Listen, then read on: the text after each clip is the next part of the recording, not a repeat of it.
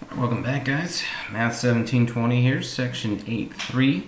We're going to do product and quotient theorems for complex numbers. Alright, so multiplying and dividing complex numbers. Here are the theorems, okay? If we have R1 times the quantity of cosine of theta 1 plus I sine theta 1, and R2 times cosine theta 2 plus I sine theta 2, okay? If they're complex numbers, then what we can write, alright, is if we multiply those two out, we are going to end up with R1 times R2 times the quantity of cosine of theta 1 plus theta 2 plus I sine theta 1 plus theta 2. So this is kind of very similar to rules with exponents sort of thing. Alright, when we multiply, we add the exponents. Same kind of thing here. When we multiply complex numbers, okay, we're going to add the quantities or add the thetas in this scenario. So the magnitudes out in front, alright, are going to get multiplied, and then the arguments will be added to get one big angle for cosine and sine. Alright, if we write it in the compact form that you might see on your homework or things like that, remember CIS, cosine, imaginary sine, sort of scenario, we might see it written out as something like this. Alright, R CIS theta 1 times R CIS theta 2, and using the theorem we would have R1 R2 CIS theta 1 plus theta 2. Just applying it out the same way. Alright, so let's do an example here, a concrete example. We want to find the product of 3 times cosine of 45 plus I sine of 45. And we're going to multiply that by 2 cosine of 135 plus I sine of 135. So we're going to write the results in rectangular form, okay? So in terms of x and y, right? So we want to find the products first, so we're going to take R1 times R2, and then we have to add the two angles. We have to add 45 plus 135, okay? So those are going to be our cosine and sine thetas. So when we do that, we're going to get 3 times 2 times cosine of 45 plus 135 times, or plus I sine of 45 plus 135.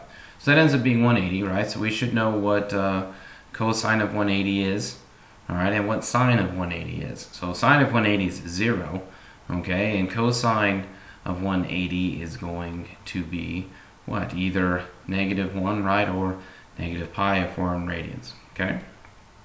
So when we do that, 3 times 2 is a 6. We're going to get 6 cosine of 180 plus I sine of 180. We do this, so it's going to be 6 times -1 plus I times 0. So the imaginary component is going to go away here, and we end up getting -6. Okay? So that's just applying the product rule there when we do that. Okay?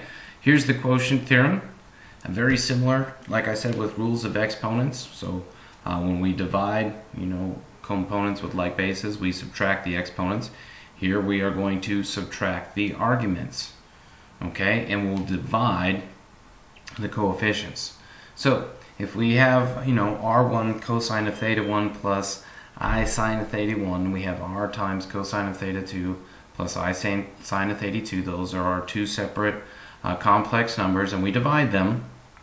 All right, when we divide them out, we're going to take R1 divided by R2. Okay, and then we'll have our cosine of theta 1 plus I sine of theta 1. We're going to subtract the arguments. So when we rewrite this out, it's going to be R1 over R2 times cosine of theta 1 minus theta 2 plus I sine of theta 1 minus theta 2. It's very simple there. All right, divide the coefficients and subtract the arguments. All right, there's compact form if you want to write it down. I don't think I need to verbally say all that for you guys. You guys can see it. Same kind of scenario as the product theorem. Okay, so we want to find the quotient of 10 CIS negative 60 divided by 5 CIS 150. We're going to write the results in rectangular form.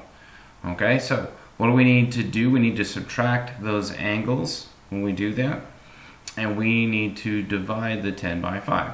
Okay.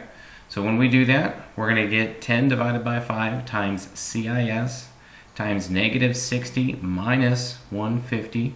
When we get that, so 10 divided by 5 is 2, then we're going to get CIS of negative 210 degrees. You could use your calculator if you wanted to in this scenario. Expand it out of the CIS form though. So you're going to get 2 times the quantity of cosine of negative 210 plus I times sine of negative 210. Alright, if you work those out on your triangle, you're going to get 2 times, we're going to replace, this is stuff we've been doing all semester, so I shouldn't have to explain how to go cosine of negative 210 and how it equals negative square root of 3 over 2, or how negative 210 with the sine is 1/2.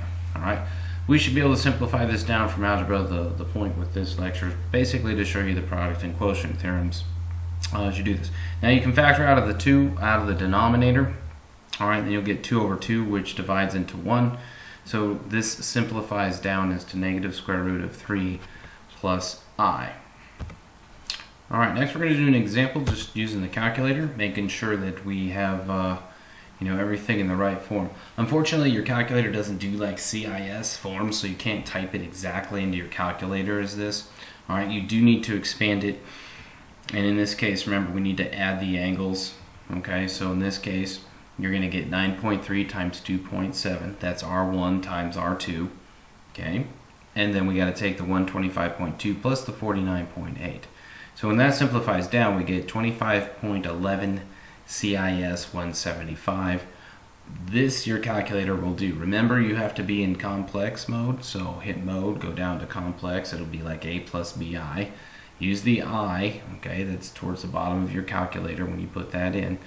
Alright, so you're going to type this in, and you can type it all in at once if you want to, or type in cosine of 175 is negative 0.99. Alright, sine of 175 is 0.087. Okay, and type all that in. When you calculate everything out correctly, you should get negative 25 plus 2.1 I using your calculator. Okay, so that's using the product rule. Alright, so guys, we're going to do an example here with the quotient rule. Same kind of concept. This one's going to be in radians, so make sure that you put your calculator into radians form when you have a radians problem.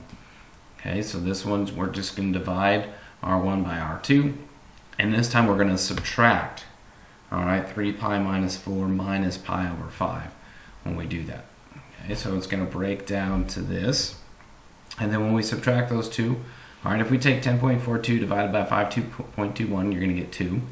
Okay, then we're going to take 3 pi over 4 minus pi over 5. You should be able to do those fractions. Gives us 11 pi over 20.